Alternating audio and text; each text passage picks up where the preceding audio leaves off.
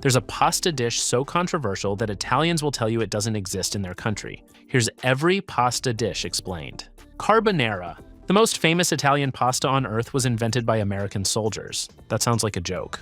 It's not. Allied occupied Rome. American GIs carried rations of powdered eggs and dehydrated bacon. A chef named Renato Gualandi took those rations, combined them with dried pasta, and carbonara was born. A dish that now defines Italy was handed to an Italian cook by Americans. Here's where it gets interesting. True carbonara uses 5 ingredients and 5 ingredients only: guanciale, egg yolks, pecorino romano, black pepper, pasta. No cream, no garlic, no butter. The sauce doesn't come from a pan, it forms when hot pasta hits raw egg. Residual heat creates a silky coating, never scrambled eggs. A few degrees off and the egg seizes into scrambled disaster. The cream war is Italy's most bitter food fight. Cream appeared when the rest of the world got the recipe wrong, adding dairy to mask bad technique. Order carbonara with cream in Rome, and the waiter's face will tell you everything. On the tongue, carbonara is rich but not heavy. The guanciale fat carries the pepper. The pecorino cuts through with salt. The egg binds everything into something that tastes like hours of work in a handful of minutes. But carbonara's ingredient purity is nothing compared to the next dish, which has a legally binding document filed with the government listing its exact ingredients by weight. Ragu alla bolognese. In 1982, the Bologna Chamber of Commerce did something no city has ever done for a sauce.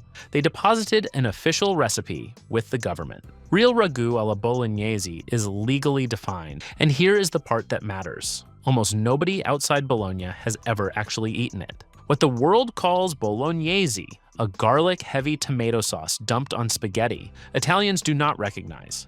The official recipe tells a completely different story.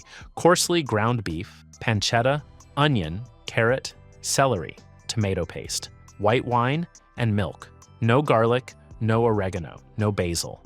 The milk is the secret. It goes in halfway through, tenderizing the meat and rounding out the acidity. The sauce cooks for a minimum of 3 hours. It should be dry, not soupy, and it is never, ever served on spaghetti. In Bologna, ragu goes on tagliatelle, fresh egg pasta wide enough to catch the meat. That is where things split between what the world thinks and what Italy knows. The taste is deep and meaty, with almost no tomato presence.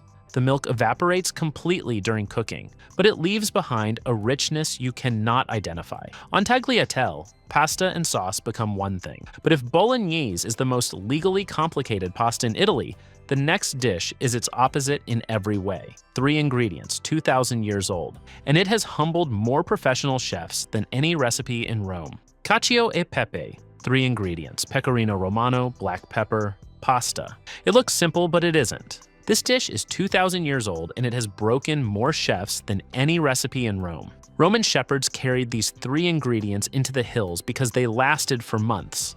Dried pasta, aged cheese, and peppercorns. They cooked over a fire, and they ate. That is the entire origin story. The nightmare is in the technique. Pecorino hits hot pasta water, and one of 2 things happens. It emulsifies into glossy cream, or it seizes into grainy gravel. The difference is roughly 5 degrees. Italian physicists, actual physicists, published a scientific paper on the exact starch-to-water ratio required. The starch must gel at the precise moment the cheese fat melts, a couple of degrees off, and you have a pot of cheesy disaster. On the tongue, cacio e pepe is sharp, salty, aggressively peppery, and creamy, without a single drop of cream. When it works, 3 ingredients taste like a finished dish. When it fails, and it fails often, simplicity punishes you. Toast the peppercorns whole, crush them coarse, and never stop stirring. 3 ingredients can humble anyone, but the next sauce was invented before the Roman Empire fell. Cheese, herbs, and garlic, pounded in a mortar by hand. Pesto alla Genovese. The ancient Romans had a paste called maridum, garlic, cheese, herbs, oil, salt, all crushed together in a mortar. Sound familiar? What most people don't realize is that pesto is not just an old recipe, it is a specific place. Modern pesto was born in Liguria, specifically the microclimate of Pra, a hillside outside Genoa. The basil grown there is so tied to that soil and sea air that the European Union granted it DOP status.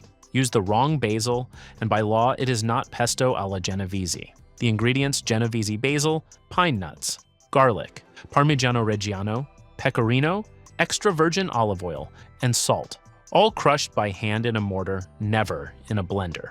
A blender heats the basil through friction, oxidizing the leaves, turning them bitter and brown. The mortar bruises the leaves, releasing oils without heat. That is the single most common mistake, and you can see it immediately in the color. Bright green means mortar. Brown means blender. It tastes bright and herbaceous, garlicky, nutty from the pine nuts, fresh and sharp at the same time. Pesto is never cooked. It is tossed into hot pasta off heat. The residual warmth releases the basil oils without destroying them. That is the taste of Liguria. But this next sauce was thrown together in the middle of the night from whatever scraps were left in a kitchen.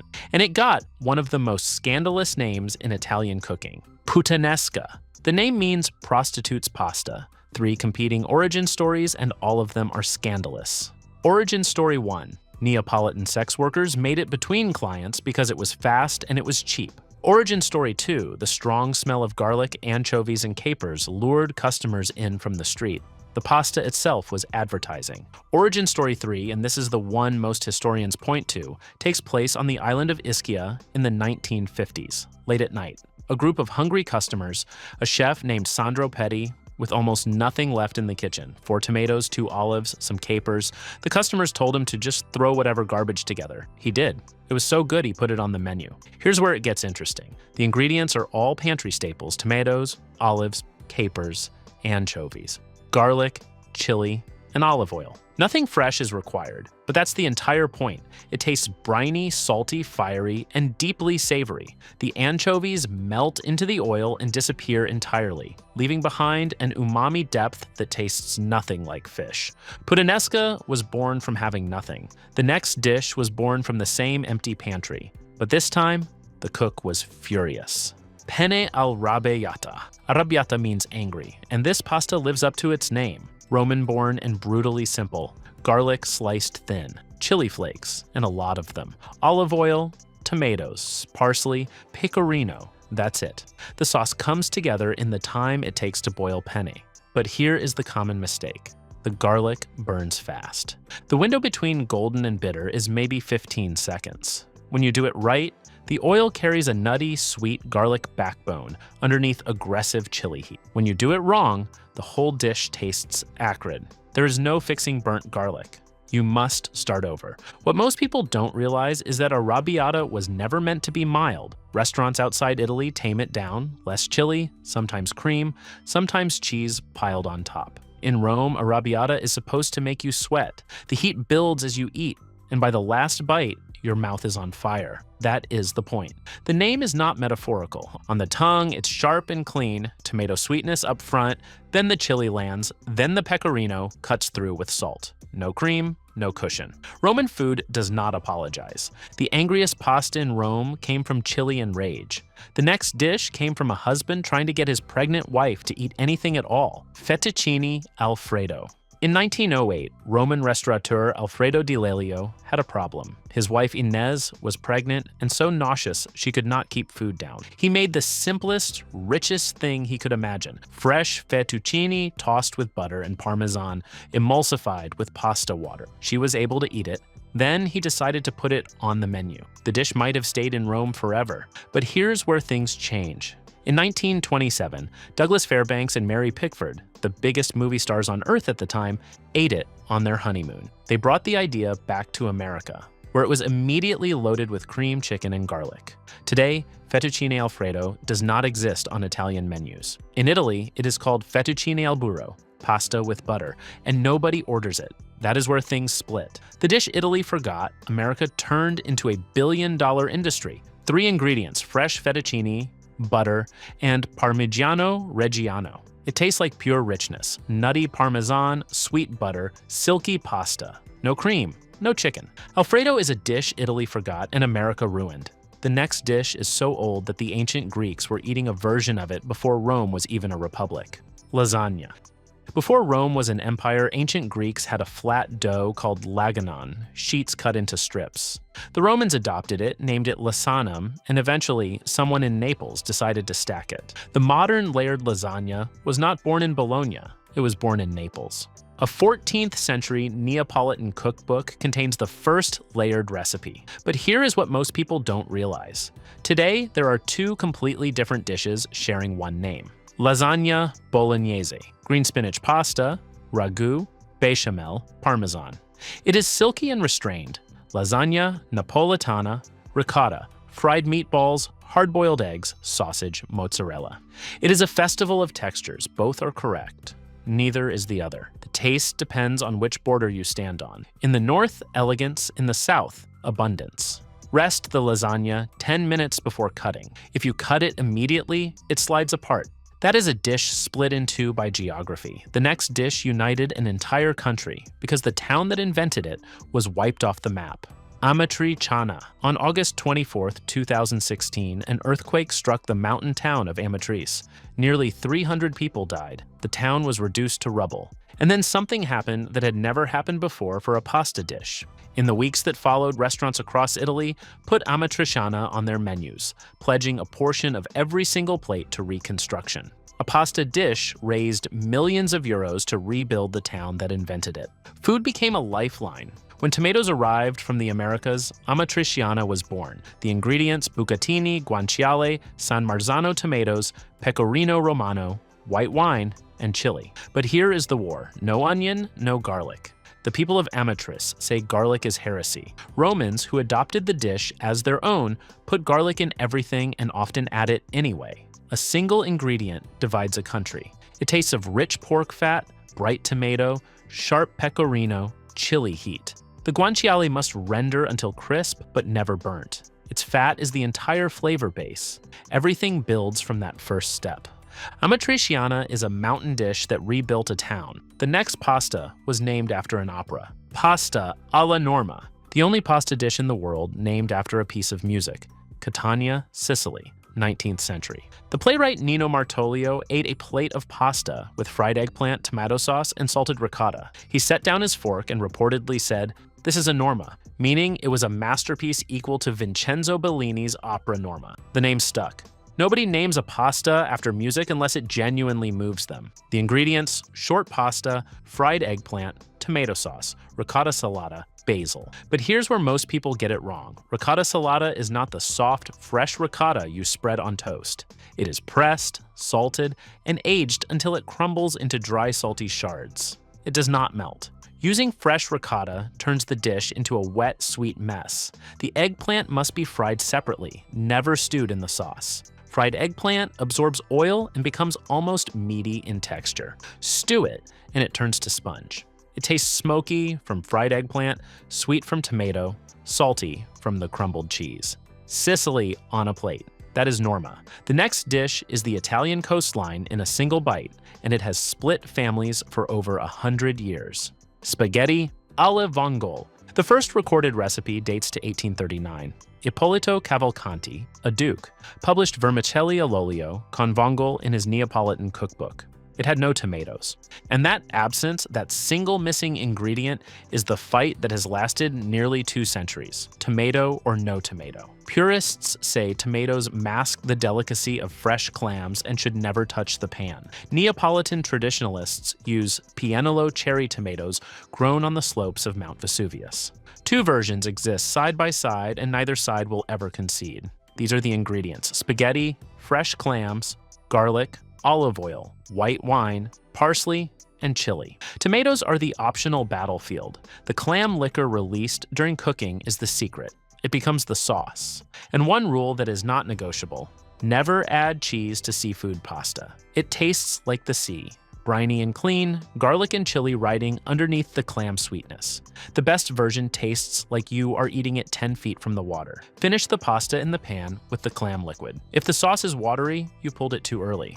Vongole is the Italian coastline. The next dish comes from a single fishing village on that same coastline, and one technique that sounds like a mistake, but is not. Spaghetti alla Nerano. A tiny fishing village on the Amalfi Coast, a restaurant called Maria Grazia, and a zucchini pasta that should not work. The technique sounds like a cooking error. Slice zucchini into thin rounds, fry them until they are almost burnt, deeply golden, nearly brown, then let them sit overnight. Yes, overnight. The next day, the zucchini is transformed. What was crisp and oily is now collapsed, concentrated, almost confited. Toss it with spaghetti, provolone del Monaco, and pasta water, and the zucchini breaks down into a cream that should not exist. No dairy, no butter, just fried vegetable and cheese. The single most common mistake: underfrying the zucchini. Pull it at light golden, and the dish turns watery and bland. The zucchini must give up its water in the oil. That deep fry, almost to the edge of burning, is what concentrates the flavor and creates the texture. Stanley Tucci ate this on television, and the world lost its mind. But the dish is older than that moment. Fishermen's wives made it with whatever the garden gave them. Provolone del Monaco is specific to this stretch of coast, aged in the caves of the Sorrento Peninsula. Substitute it with Parmesan, and you get a different dish entirely. On the tongue, it tastes impossibly rich for a vegetable pasta. Sweet from concentrated zucchini, sharp from provolone, and silky from the emulsion. It tastes like someone spent hours on a dish made from almost nothing. Spaghetti alla Nerano is what happens when you almost burn zucchini, and it becomes luxury. The next dish has no coastline, no seafood, and no vegetables. It is what you make at midnight when there is nothing in the kitchen, and one movie scene made it global.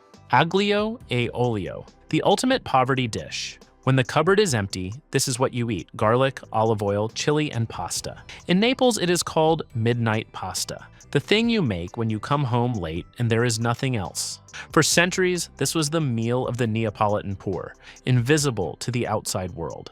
And then, in 2014, Jon Favreau made it for Scarlett Johansson in the movie Chef. The scene has almost no dialogue. The camera just watches him cook, slicing garlic paper thin, toasting it in oil, tossing spaghetti through a pan of glistening gold. The visuals were so seductive that aglio e olio exploded worldwide overnight. A dish born in poverty became a restaurant menu item because someone filmed it beautifully. 5 ingredients: spaghetti, garlic, extra virgin olive oil, red pepper flakes, and parsley. It looks simple, but it isn't. The garlic must toast golden, never burnt. Burnt garlic is bitter, and the dish is ruined. The pasta water emulsifies with the oil, creating a sauce that should not exist from just oil and water. When it works, it tastes nutty, garlicky, spicy, and impossibly clean. The oil does all the work. Aglio e olio is what you make when you have nothing. The last dish on this list is what you make when you have everything, and it's not Italian at all: mac and cheese. The oldest recipe on this list is not Italian. A dish of pasta and cheese appears in a 14th century English cookbook, The Form of Curry. In Italy, a similar recipe exists in the 13th century Liber de Coquina. But the version that became an American icon has a specific painful origin story, and this is the one most people have never heard. Thomas Jefferson encountered macaroni in Paris and brought a pasta machine back to Monticello, but Jefferson did not cook. The man who created American mac and cheese was James Hemings, Jefferson's enslaved chef, trained in France at Jefferson's expense. Hemings adapted French techniques to create macaroni pie: pasta, butter, cheese, and milk, baked. It was served at Monticello state dinners. Hemings eventually negotiated his freedom. He died at 36. The dish he created became a billion-dollar industry, and his name was nearly erased from it. Today, mac and cheese is a bechamel-based cheese sauce over macaroni, often baked with a breadcrumb crust. The roux must cook long enough to lose the raw flour taste. Undercooked roux is the single most common mistake. When it's done right, it tastes like comfort engineered into food, with sharp cheddar, a creamy sauce, and a crisp topping. James Hemings' legacy lives in every baked mac and cheese served in America. And if you want to see how every type of pasta shape measures up, spaghetti, penne, ravioli, and every other engineered shape designed for a specific purpose, that video is on screen right now.